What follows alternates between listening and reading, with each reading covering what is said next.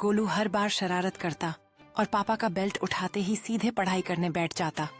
लेकिन एक दिन उसने सोचा, अगर बेल्ट ही गायब कर दूं तो डर ही नहीं रहेगा। अगले दिन गोलू ने बेल्ट छुपा दिया और मजे से टीवी देखने बैठ गया। पापा आए, गुस्से में बोले, बेल्ट कहाँ है? गोलू ने मासूम बनकर कहा, पता नहीं पापा। पापा ने मुस्कुराकर कहा, कोई बात नहीं बेटा, आज लकड़ी का स्केल ही काम आ जाएगा। गोलू के चेहरे पर डर और उत्साह का मिला जुला भाव था जब उसने अपने पापा को लकड़ी के स्केल की ओर बढ़ते देखा।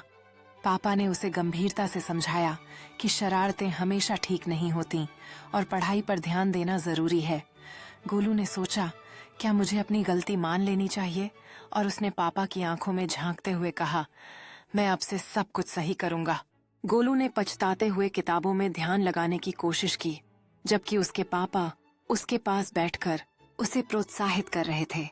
पापा ने कहा, देखो बेटा, पढ़ाई कठिन है, लेकिन अगर तुम मेहनत करोगे तो सब कुछ संभव है। गोलू ने सिर हिलाकर हामी भरी और नए उत्साह से पढ़ाई करने लगा। गोलू अब अपने डेस्क पर ध्यान से पढ़ाई कर रहा था। चारों ओर रंग बिरंगी नोटबुक्स और स्टेशनरी बिखरी हुई थी। पापा दरवाजे पर खड़े होकर उसे गौर से देख रहे थे।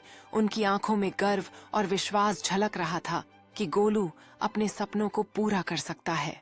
गोलू ने स्कूल की सभा में उपलब्धि का प्रमाण पत्र प्राप्त किया और गर्व से उसे ऊपर उठाया। उसके सहपाठियों ने ताली बजाकर उसकी सराहना की और गोलू को देखकर खुशी से ऊतिया होने लगे। उसे यह एहसास हुआ कि मेहनत रंग लाई है।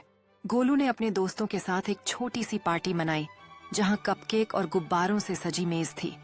वह केक काटते हुए कह रहा था, यह सब आपकी मदद के लिए है।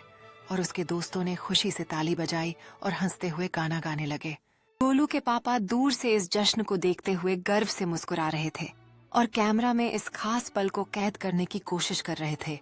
गोलू के चेहरे पर केक लगा हुआ था और वह हंसते हंसते लोटपोट हो रहा था। यह देखकर सभी का मन खुश हो गया।